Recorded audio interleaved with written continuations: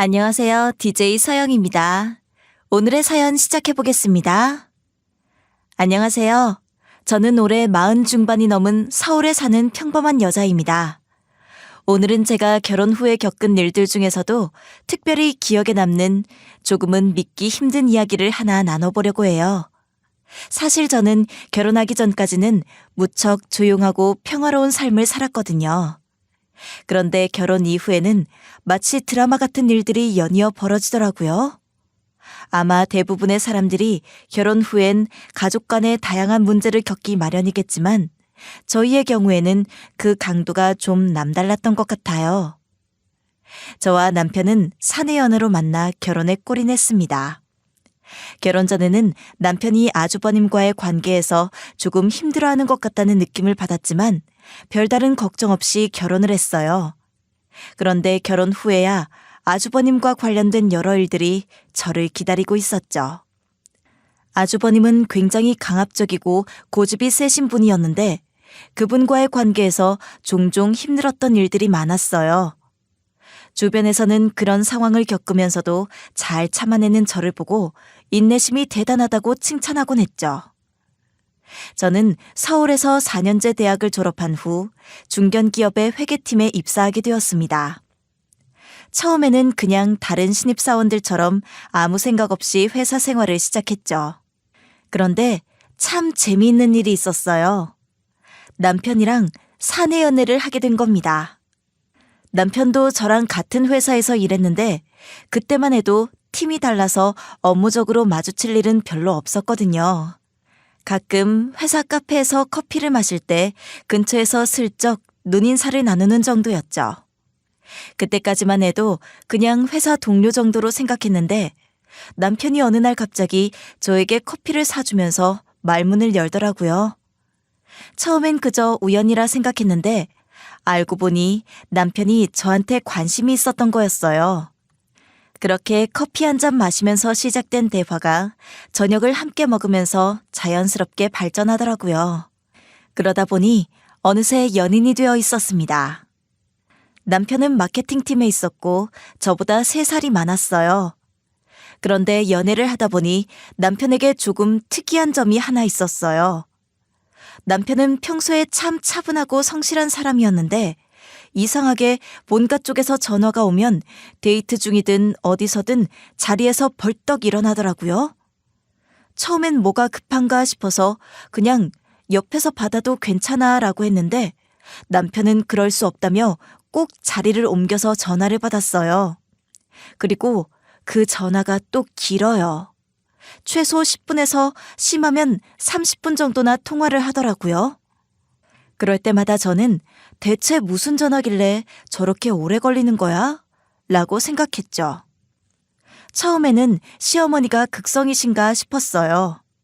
혹시 어머니께서 이것저것 많이 물어보시는 스타일인가 했죠. 그런데 알고 보니 시어머니가 아니라 아주버님 전화였어요. 남편은 아주버님 전화만 받고 나면 얼굴이 잔뜩 찌푸려져 있고 진땀을 흘리며 힘들어하는 게 눈에 보였어요. 그때부터 아주버님에 대해 자연스럽게 궁금해지기 시작했죠. 아주버님은 남편과 7살 차이가 나고 저랑은 10살 차이가 났어요. 당시 아주버님은 시아버지와 함께 철물점을 운영하고 계셨어요. 사실 저는 아주버님에 대해 전혀 몰랐는데 남편이 아주버님 전화만 받고 오면 그렇게 힘들어하니 당연히 궁금해질 수밖에 없었던 거죠. 그러던 어느 날 문득 남편에게 아주버님에 대해 물어보게 됐어요. 자기는 왜 아주버님 전화를 그렇게 힘들게 받아? 사이가 좀 안 좋은 거야? 나도 언니가 있긴 하지만 자기만큼 어색하진 않은 것 같은데. 아, 우리가 어색하기보다는 조금 껄끄러운 게 있어서. 껄끄럽다니? 무슨 일이 있었어? 예전부터 내가 형이랑 얘기하면 뭔가 꽉 막힌 구석 같은 게 있어서 그래. 별건 아니야. 남편은 뭔가 답하기가 싫은 듯이 대충 넘어가려고 했어요.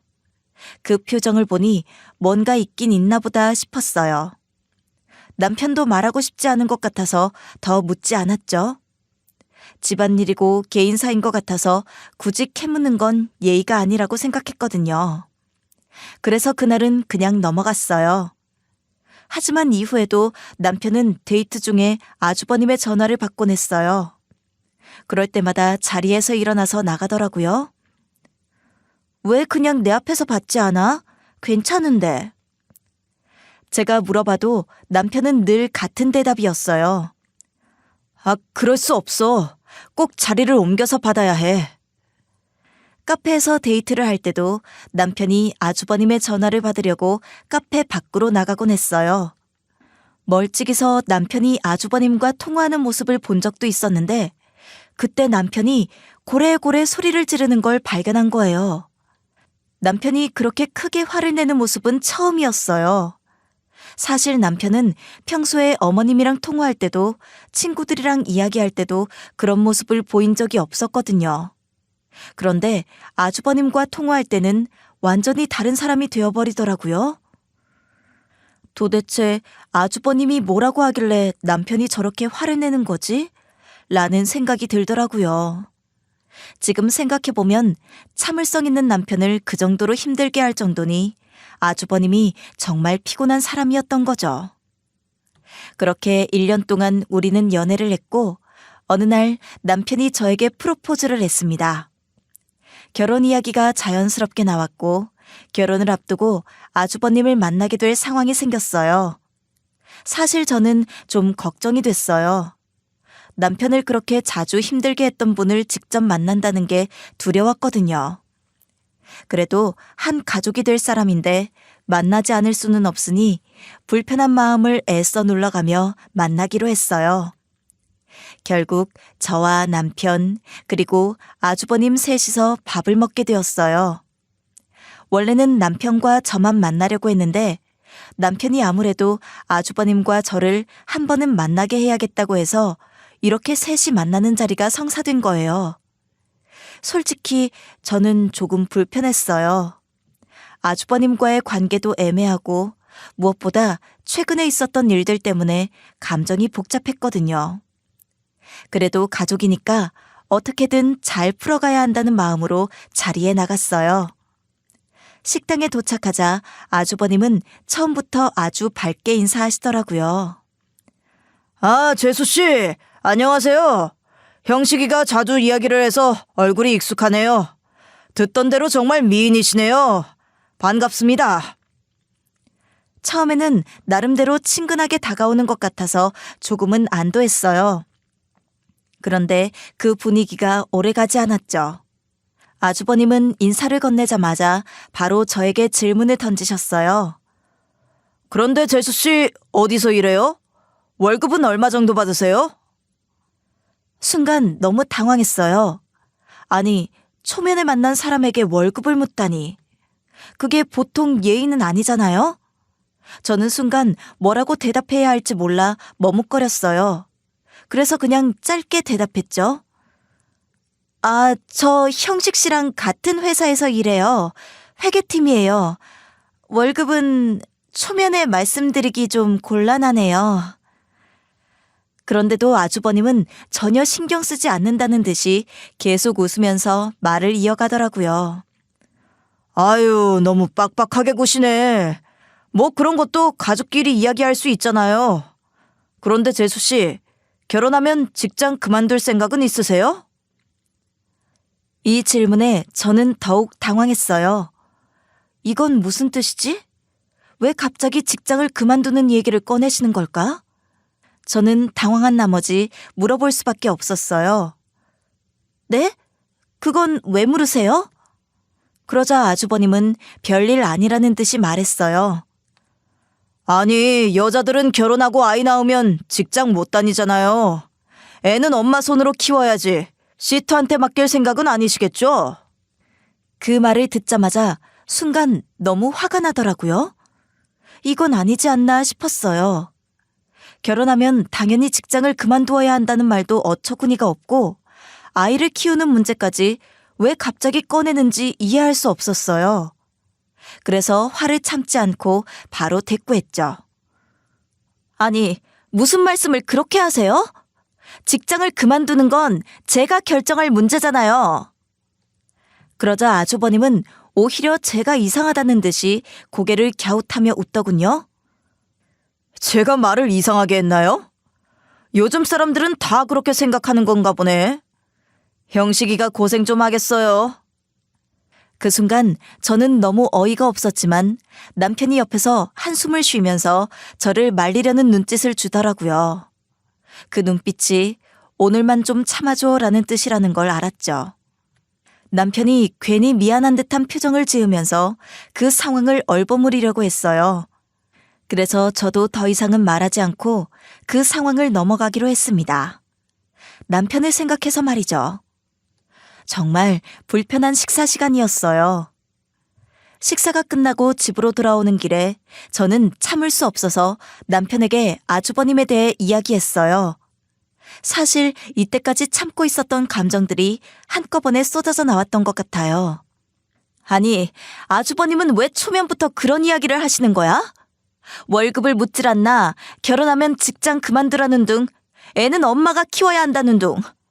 너무 무례하잖아. 정말 불쾌했어. 남편은 한숨을 쉬며 고개를 끄덕였어요. 아주버님에 대해 이미 어느 정도 알고 있는 듯한 표정이었죠. 미안해 정말. 나도 좀 그런 부분이 있는 건 알았는데 설마 이 정도일 줄은 몰랐어. 솔직히 내가 자주 만나는 사이도 아니니까 자주 뵙지 않으셔도 괜찮을 것 같아. 남편은 계속 미안하다고만 했어요. 남편도 저처럼 아주버님의 행동에 대해 어떻게 해야 할지 몰라 하는 눈치였어요. 그저 사과만 반복했죠. 저는 남편이 미안해하는 게 느껴져서 더 이상 추궁하진 않았어요. 하지만 이 일이 앞으로 우리 결혼 생활에서 큰 숙제가 될 것 같다는 생각이 계속 들더라고요. 아주버님이 앞으로도 계속 이런 태도로 우리 관계에 개입하면 어쩌나 하는 걱정이 들었거든요. 며칠 후 남편은 아주버님에게 전화를 해서 조심스럽게 이야기를 꺼냈다고 해요. 남편은 아주버님에게 저와의 대화에서 너무 심하게 말한 것 같다고 제 입장을 조금 더 배려해달라고 부탁했어요. 그런데 아주버님의 반응은 의외로 담담했다고 하더라고요. 그냥 그래 알았다. 내가 좀 실수했나 보네 하고 말끝을 흐르더래요. 하지만 그 말 뒤에는 별로 진심이 느껴지지 않았어요. 그 이후로도 아주버님과의 관계는 여전히 어색했어요. 남편도 자주 그 상황을 미안해했지만 사실 저는 그보다 더 큰 불편함을 느끼고 있었죠. 이런 문제들이 앞으로 계속 쌓이면 어떻게 될지 걱정이 되었어요. 상견례 날 긴장된 마음으로 약속 장소에 나가봤어요. 처음엔 어색했지만 금방 양가 부모님들과 형님, 아주버님까지 모두 마주하게 되었죠. 그런데 참 신기하게도 아주버님과 시아버님 얼굴이 똑같이 생기셨더라고요. 얼굴 생김새뿐만 아니라 성격도 둘 다 비슷해 보였어요. 두 분 다 덩치가 크고 호탕한 느낌이랄까요? 말투도 시원시원하고 자신감 넘치는 그런 분위기였어요. 한눈에 보기에도 꽤 비슷했어요. 사실 이런 걸 보면서 저는 속으로 약간 걱정이 들더라고요. 아주버님이 이렇게 조금 거친 면이 있는 분인데 혹시 시아버님도 그럴까? 예의 없으신 분일까? 이런 생각이 들기도 했어요. 괜한 생각일 수도 있겠지만 내심 걱정이 되더라고요. 그래도 무사히 상견례 자리를 맞춰야 한다는 생각에 겉으로는 웃으면서 자리를 지켰어요. 형님과 시어머님도 보니 둘이 참 비슷해 보였어요. 두 분 다 말수가 적고 조용한 분위기를 풍기셨어요. 형님은 처음에 만났을 때도 느꼈지만 시어머님도 순종적인 느낌이 강하게 들더라고요. 이 집안은 참 재밌네 하고 생각하게 되었어요. 보통 결혼한 부부를 보면 비슷한 면이 있어서 서로 끌리는 경우가 많잖아요. 저도 친구나 남자친구를 사귈 때면 성격이나 관심사가 어느 정도는 맞아야 했거든요. 그런데 이 집안은 대쪽같이 반대되는 성격의 사람들이 다들 맺어지셨다는 걸 보면서 속으로 놀라지 않을 수 없었죠. 정말 반대되는 성향에 끌리긴 하나보다 싶더라고요. 그렇게 서로 간단히 인사를 나누고 있을 때 시아버님께서 저희 커플을 축복해 주셨어요. 그리고 그 순간 아주버님께서 대화의 물꼬를 트셨어요. 아주버님은 처음부터 쭉 저를 유심히 보시더니 갑자기 경제적인 이야기를 꺼내시더라고요. 그래, 우리 형식이랑 1년을 만났다고. 둘이 아주 잘 어울리는구나. 네, 감사합니다. 저도 아버님과 어머님이랑 가족이 될 수 있어서 정말 기쁘게 생각해요. 그때까지는 괜찮았는데 갑자기 아주버님이 끼어들면서 뜬금없이 저에게 묻더군요. 그런데 제가 좀 걱정이 돼서 그러는데 돈 같은 건 제대로 적금하고 있는 거 맞아요? 네? 그건 갑자기 무슨 말씀이세요? 제가 또 펀드 쪽으로 잘 알고 있어서요. 나중에 돈 맡기거나 어떻게 투자할지 모르겠으면 저한테 꼭 말씀하세요. 아무래도 경제적으로 잘 모르실 것 같아서요. 아무리 회계 쪽에서 일을 한다고 해도 실전은 여자들이 남자보다 잘 못하더라고요. 순간 당황했어요. 너무 뜬금없었고 거기다 은근히 깎아내리는 말투라서 어이가 없었죠. 이게 무슨 상황이지 싶었어요. 더군다나 시아버지는 장남이 말하는데도 딱히 제지하지 않으시고 시어머님이나 형님은 조용히 계셨기 때문에 어쩐지 아주버님이 이 집안을 다 갖고 논다는 느낌이 들더라고요. 그 순간 저는 결심했어요. 참을 수만은 없겠다고요. 그래서 나도 모르게 말을 꺼냈어요. 저도 회계팀에서 일하고 있고 대학도 관련 전공으로 공부했기 때문에 금융이나 경제적으로는 꽤 잘 알고 있어요. 따로 걱정하지 않으셔도 괜찮으실 것 같습니다. 아유, 너무 딱딱하게 구신다. 저번에 따로 만났을 때도 그렇고. 난 재수 씨랑 잘 지내고 싶은데 자꾸 재수 씨는 벽을 치려는 느낌이 드네. 나만 그런 거 느끼나? 이 말을 듣는데 정말 황당하더라고요. 그래서 저는 차분하게 대답했어요. 무슨 말씀이세요? 오해이신 것 같아요. 저도 아주버님이랑 잘 지내고 싶어요. 다만 저희가 만난 지 얼마 안 됐기도 하니까 기본적인 예의를 차리는 것뿐이에요. 이거 참. 그러면 나는 예의를 안 차린단 소린가? 내가 이런 소리는 처음 듣네. 아무튼 나한테 제일 큰 신뢰는 돈이니까 나중에 힘든 일 있으면 나한테 말하라고.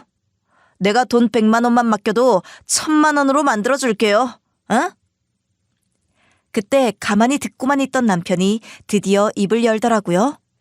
사실 남편도 이미 눈치가 보였던 거죠. 형, 그건 우리가 알아서 할게. 저 사람도 불편해하잖아. 어쭈, 너 많이 컸다. 형이 이야기하는데 감히 동생이 끼어들어? 남편이 형과 싸우는 거 아닌가 싶었는데 그 순간 시아버님께서 입을 여셨습니다. 시아버님은 두 형제를 보며 말없이 계시다가 저를 향해 정중하게 사과하셨어요. 둘 다 조용히 하거라. 우리 작은 며느리 처음엔 많이 부담스러웠을 텐데 오랜 시간 듣느라 고생 많았다. 네가 본 것처럼 우리 집이 조금 시끄럽다. 네가 깊은 마음으로 받아줬으면 좋겠다. 앞으로 잘 부탁한다. 시아버님의 이런 말씀을 들으니 참 감사하고 속이 시원해지더라고요. 너무 정중하게 말씀하시니까 저도 그만 사과를 받아들이게 됐어요. 아니에요, 아버님. 이렇게 사과해 주실 줄은 상상도 못했어요. 정말 감사합니다. 저도 앞으로 잘 부탁드립니다. 그렇게 시아버님의 덕분에 깔끔하게 자리가 마무리되었어요. 오히려 아주버님만 어이없다는 얼굴로 주변을 두리번거리다가 기분이 상했는지 먼저 자리를 박차고 나가버리시더라고요. 저희 부모님은 그래도 좋은 자리에서 만나 뵙게 되어 감사하다고 인사하셨어요. 그리고는 따로 차라도 한 잔 대접하겠다며 제가 예약했던 찻집으로 이동하게 되었죠. 찻집에서는 아주버님 없이 정말 훈훈한 덕담이 오가더라고요. 조금 신기했던 건 아주버님이 자리를 떠나셨음에도 불구하고 형님은 자리를 지키고 계셨다는 거였어요. 아주버님이 없으니 형님이 훨씬 더 편해 보였어요. 그리고 형님도 저와 대화를 많이 하시더라고요. 조용하시긴 했지만 그 속에서 배려심이 느껴졌고 오히려 착한 사람이라는 느낌이 들어 마음이 훨씬 편해졌어요. 그런데 정말 건장해 보이던 아버님이 저희 결혼 후 암 판정을 받으셨어요. 술을 좋아하시던 시아버지는 간암 때문에 병원에 입원하게 되셨어요. 안 그래도 일주일에 2-3번은 술을 드시길래 걱정을 하고 있었던 차였죠. 워낙 성격이 호탕하시고 친구분들도 많으셔서 술 약속이 많으셨던 편이긴 해요. 하지만 고주망태로 취하진 않으시고 딱 기분 좋을 만큼만 드시는 편이었죠. 저나 남편에게도 결혼 후 술 취해서 실수하신 적은 없으셨고요. 하지만 간암 판정은 상상도 못하던 것이었어요. 시아버지 간암 3기 판정 후 시어머니와 남편은 무척이나 충격을 받은 듯 보였어요. 병원에서도 생존율이 고작 15%라며 본격적으로 몸 관리를 해야 한다고 하더라고요. 그러던 차 결혼 후 소식이 없던 아주버님이 대뜸 저에게 병간호를 요구하셨어요. 하지만 앞서 말씀드렸던 것처럼 저희 회사는 야근이 잦았고 아이도 있던 터라 직장을 그만둘 수가 없어서 병간호가 불가능하다고 말씀드렸어요. 남편 또한 마찬가지였고요. 그런데 아주버님이 이때 제게 며느리 돌이 얘기를 처음 꺼내셨어요. 재수 씨는 그러고도 며느리예요? 우리 아빠가 지금 병원에 입원하셨는데 며느리 도리를 너무 안 하는 거 아니야? 저는 아주버님의 눈을 보고 확실하게 말했어요. 네, 아주버님이 말씀하셨듯이 제가 며느리 노릇을 해야 하는 건 맞지만 며느리 도리를 아주버님이 말씀하실 건 아니라고 생각해요. 나중에 조카가 며느리 데려오면 그 며느리한테 말씀하세요. 참나, 내가 꼰대인가? 요즘 나이 어린 사람들은 다 이 모양이야? 어떻게 예의범절도 몰라? 어이가 없어서. 지금 내가 뭐 나조차고 이래? 우리 아빠랑 사이가 평소에 얼마나 안 좋았으면 입원하셨다는 소리에 눈물 한 방울 안 흘리고 그렇게 말해? 그러고도 재수 씨가 며느리야? 제가 일 때문에 병간호를 못하는 건 정말 죄송하지만 아버님이랑 사이가 안 좋았다는 말씀은 듣기 힘드네요. 결혼 후에 제가 아버님이랑 얼마나 많은 시간을 함께 보냈는데 그런 말씀을 그렇게 쉽게 하세요? 제가 철물점에 몇 번을 다녔는데 오히려 철물점을 운영하신다는 아주버님 얼굴을 보기가 어렵던데요? 아주버님이야말로 아버님을 진심으로 생각하고 계시는 게 맞아요? 정말 아버지로 생각하셨던 거라면 이런 상황이 아니었을 때도 아버님을 찾아 뵈셨어야죠. 재수 씨, 지금 나한테 뭐가 잘났다고 그렇게 화를 내는 거예요? 누가 봐도 재수 씨가 잘못한 상황인데 소리만 지른다고 나아지나? 예전에 결혼 전부터 싹수가 놀았더라니. 요즘 젊은 사람들은 정말 이해하기가 힘들다. 나야 뭐 사업적으로 더 알아봐서 철물점 크게 만들려고 노력하고 있던 거였는데 여자들은 집안 돌보느라 그런 건 잘 모르지.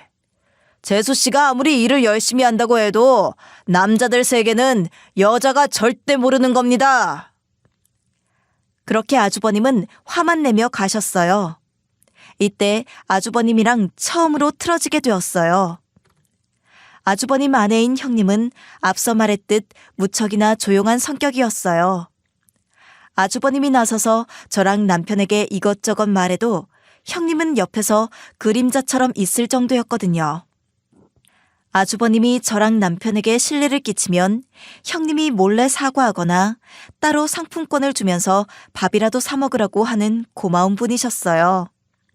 사실 형님이 그렇게라도 안 하셨으면 아주버님 전화도 대놓고 무시했을 것 같은데 자기 남편이 말은 참 안 좋게 하지만 속은 여린 사람이라며 형님이 늘 쉴드를 쳐주셔서 이렇게라도 이어나갈 수 있었어요.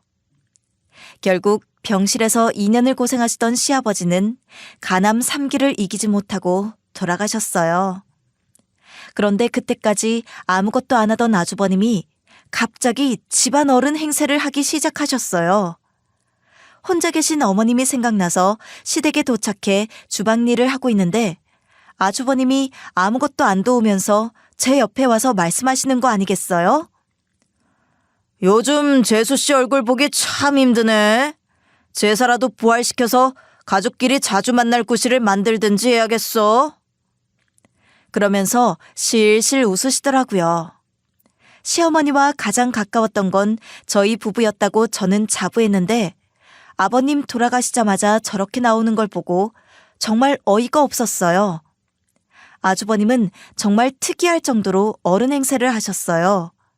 그분은 뭔가 늘 자신이 집안의 중심이라는 태도를 유지하려고 하셨고 시어머니를 챙기는 모습도 눈에 띄게 자주 보였어요. 참 저런 모습도 있긴 있구나 싶었죠. 그분이 어머님을 잘 챙기는 건 좋은 일이지만 때로는 그 방식이 좀 부담스러울 때도 있었어요. 처음엔 그저 그런가 보다 했는데 시간이 지날수록 그분의 행동이 다소 과하게 느껴질 때가 많더라고요. 며칠 뒤 시어머니의 생신이 다가왔어요. 사실 저는 생신 준비를 어떻게 해야 할까, 뭘 해드리면 좋을까 고민을 하고 있었어요. 이런 고민은 늘 생신 때마다 하는 거지만 그때마다 나름대로 신경을 써서 준비를 했거든요. 그런데 생신 전날 갑자기 아주버님에게서 연락이 왔어요. 처음엔 무슨 일인가 싶어서 전화를 받았죠. 우리 엄마 이번 생신은 재수 씨 사정도 있으니까 집에서 하지 말고 밖에서 하는 게 어떻겠어요? 저는 그 말을 듣고 순간 당황했어요. 이게 무슨 소리지 하고 머릿속이 복잡해지더라고요. 왜냐하면 얼마 전에 아주버님께서 제사 부활시키자라며 집안 행사는 앞으로 무조건 집에서 해야 한다고 강력하게 주장하셨거든요. 그때도 좀 의아했지만 이분이 이렇게까지 강력하게 말씀하시는 이유가 뭘까 싶어서 넘어갔던 거였어요. 그래서 그 말을 되물어 볼 수밖에 없었죠. 네? 저번에 제사 부활시키자고 생신 같은 행사는 무조건 집에서 하자고 하신 거 아니셨어요? 그러자 아주버님께서 웃으시면서 답하시더라고요. 아이고, 그런 걸 마음에 담아두고 있었어요? 사람이 왜 그렇게 빽빽해요? 그때 말한 제사 이야기는 그냥 농담이었어요. 순간 농담이었다고? 그럼 그때 그렇게 심각하게 말한 게 농담이었다는 거야? 라는 생각이 들었어요. 조금 혼란스러웠지만 계속 들을 수밖에 없었죠. 이번엔 우리 엄마 생신인데 밖에서 제대로 모셔야 하지 않겠어요? 좋은 데서 식사하는 게 좋을 것 같아서 그래요. 뭔가 이상하긴 했지만 듣고 보니 반가운 말이기도 했어요. 솔직히 집에서 손님을 맞이하려면 준비하는 게 정말 번거롭거든요. 신경 쓸 것도 많고 치울 것도 많고요. 그래서 속으론 이게 오히려 나한테 편한 거 아닐까 하고 생각했죠. 그런데 아주버님께서 계속해서 말씀을 이어가셨어요. 내가 봐둔 식당이 있는데 내가 좀 바빠서 재수 씨가 예약 좀 해줄 수 있을까요? 연락처를 남겨드릴게요. 문자로 받은 번호로 식당에 연락을 해보니 그곳은 고급 호텔 식당이었어요. 처음엔 호텔 식당에서 어머님 생신을? 하고 놀랐죠.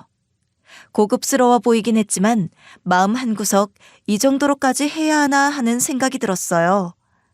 그런데 문의를 해보니 1인당 20만 원이고 아주버님네 식구들 4명, 시어머니, 저희 부부와 아이들 2명까지 총 9명이었죠.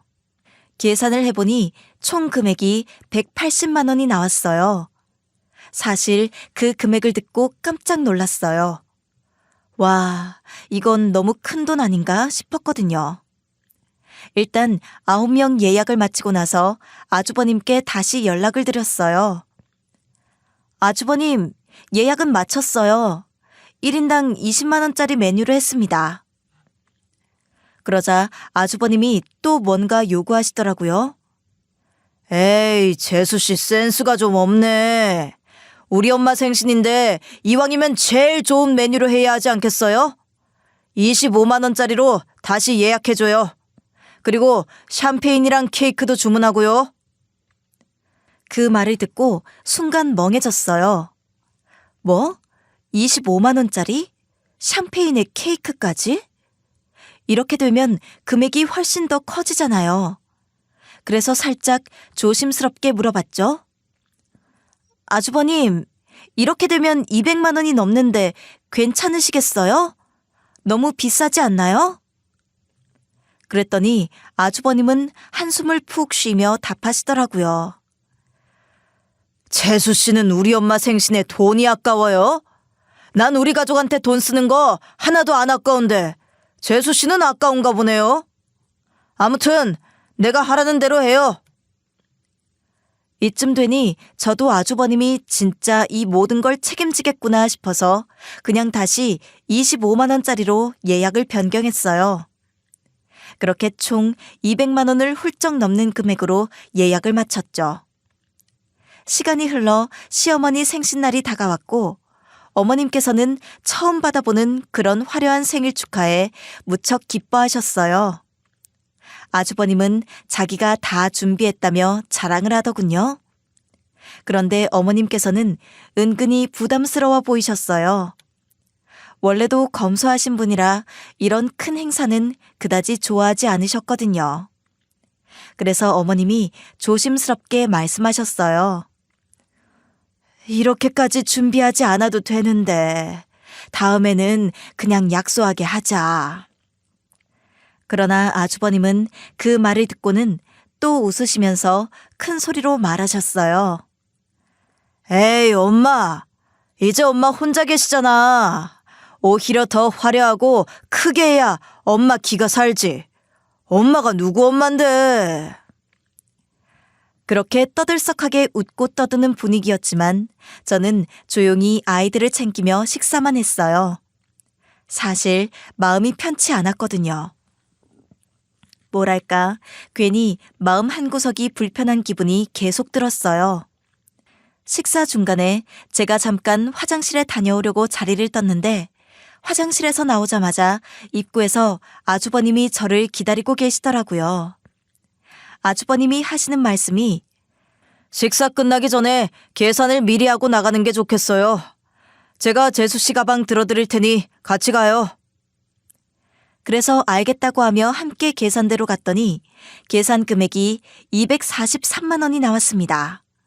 저는 그 금액을 보고 잠시 멈칫했어요. 243만 원? 와, 이거 정말 너무 비싼데? 하고 머릿속이 복잡해졌죠. 그런데 일단은 아주버님께 조심스럽게 물어볼 수밖에 없었어요. 반반 하실 건가요? 그러자 아주버님이 갑자기 정색하며 저를 보시더니 뭐? 재수 씨가 예약했잖아요. 이런 건 예약하는 사람이 내는 게 맞지 않아요? 사회생활 너무 안 한 티 난다. 저는 너무 당황해서 잠시 말이 없었어요. 순간 이게 무슨 말이지 싶었죠. 그러다가 결국 참지 못하고 아주버님께 정중하게 말했어요. 무슨 200만 원이 넘는 금액을 저 혼자 계산해요. 아주버님이 다 원하시는 대로 한 거잖아요. 제가 마음대로 했으면 이렇게 많이 안 나왔을 거예요. 당연히 반반으로 생각했죠. 그 말을 듣고 아주버님은 한숨을 푹 쉬더니 골치 아픈 사람을 대하는 듯한 표정으로 말씀하셨어요. 재수 씨. 결혼 생활 편하게 하려면 좀 써요. 내가 이 집안 어른인데 내 앞에서 이렇게 대들 거예요? 나 지갑도 안 가져왔으니 알아서 해봐요 좀. 결국 아주버님은 그냥 가버리셨고 제가 240만 원을 결제하고 나왔어요. 마음이 너무 불편하고 복잡했지만 그 자리를 떠날 수밖에 없었죠. 도대체 이 상황을 어떻게 받아들여야 할지 정말 너무 황당했어요.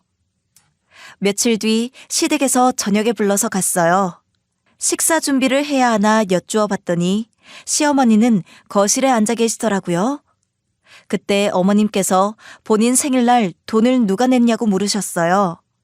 아주버님은 웃으면서 걱정 마시라고 자식들이 알아서 냈다고 하셨어요. 그런데 저는 그 말을 듣고 가만히 있을 수 없었어요. 이대로 넘어가면 안 되겠지 싶었죠. 조용히 제 가방에서 그날 결제한 영수증을 꺼내어 어머님께 드렸습니다.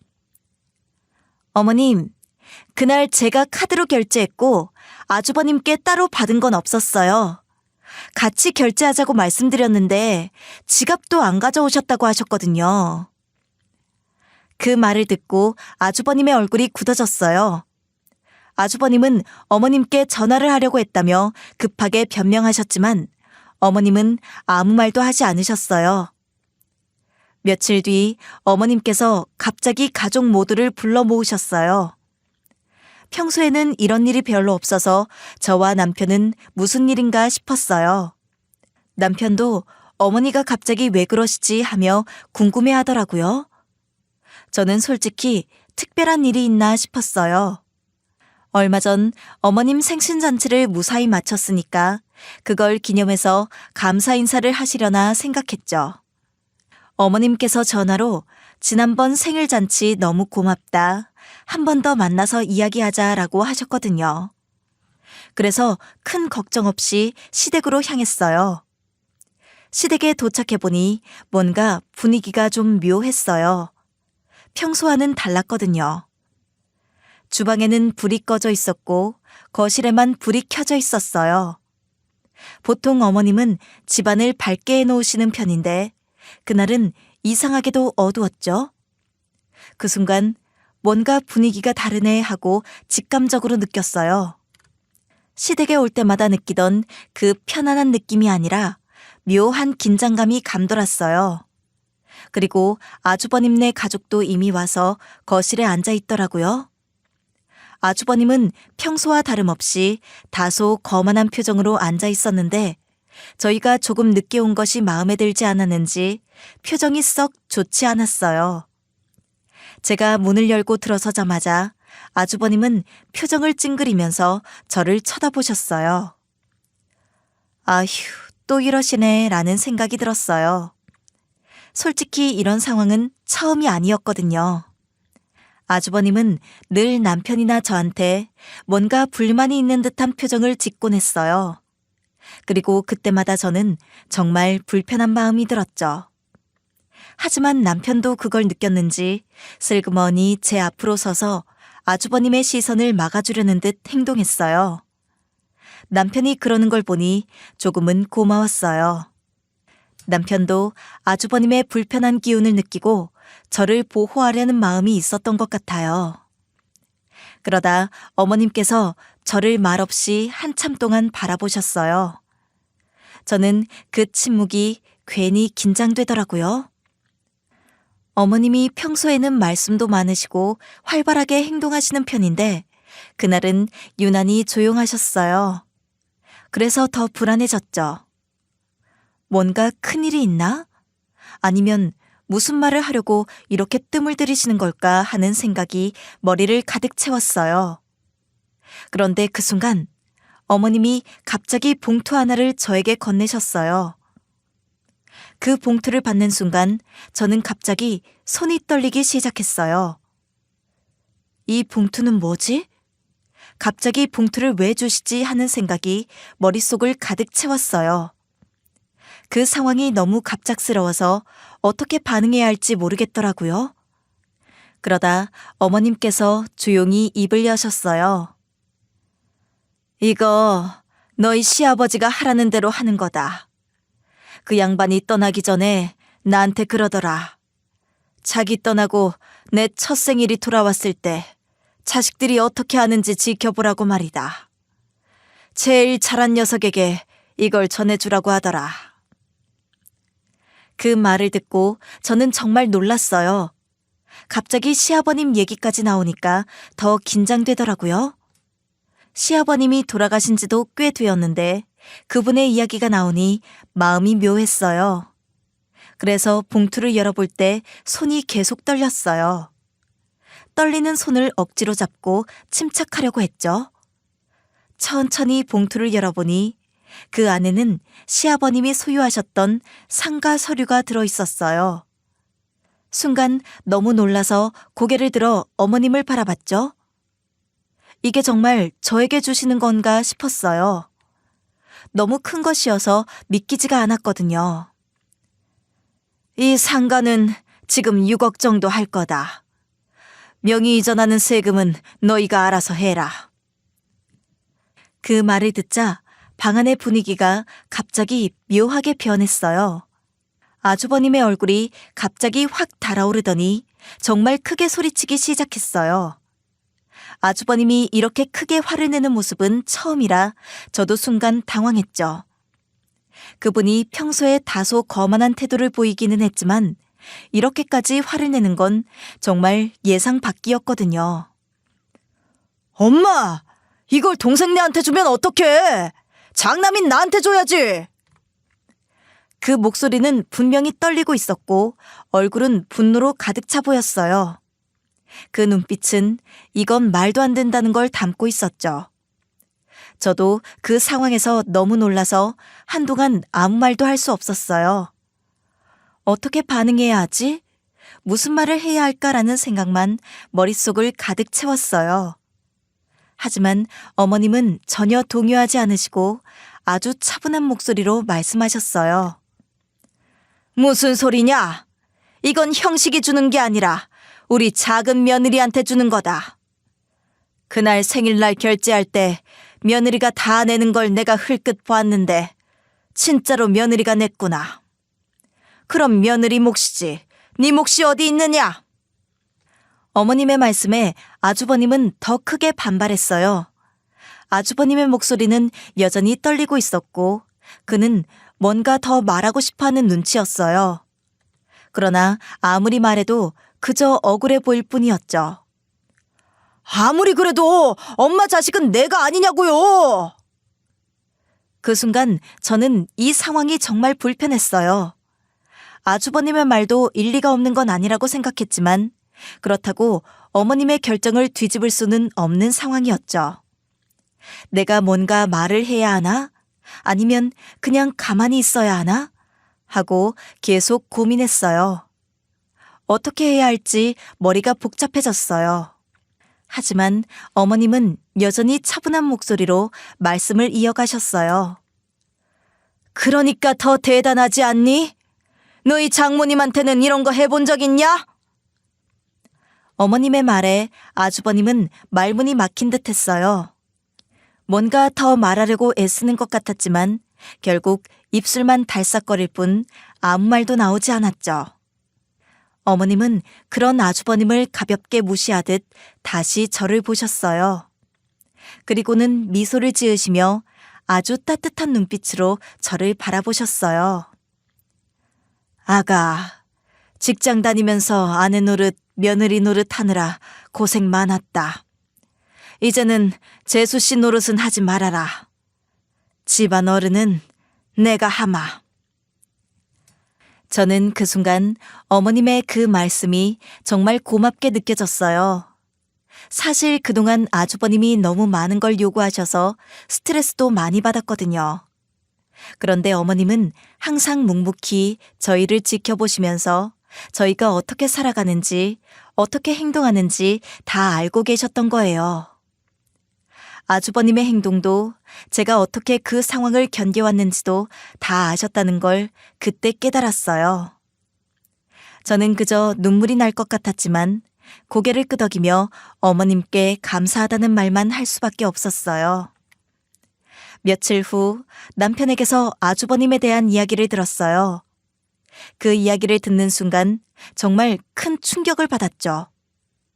아주버님이 한동안 사업을 한다고 하셨는데 그 사업에서 큰 돈을 무려 1억을 날렸다는 이야기를 남편이 전해주더라고요. 저는 처음에 귀를 의심했어요. 아주버님은 항상 돈 걱정 없이 잘 지내는 것처럼 보였거든요. 그동안에도 특별히 경제적으로 어려워 보이는 모습은 없었고 오히려 여유로운 생활을 하는 줄로만 알았어요. 그런데 그게 아니었던 거죠. 남편이 더 이야기해 주길 아주버님이 한 건물 계약을 하고 일주일 뒤에 계약한 건물이 아닌 다른 사람이 그 자리에 있었다는 황당한 일을 겪었다고 해요. 듣고 나니 정말 말도 안 되는 상황이었죠. 어떻게 그런 일이 있을 수 있지 싶었어요.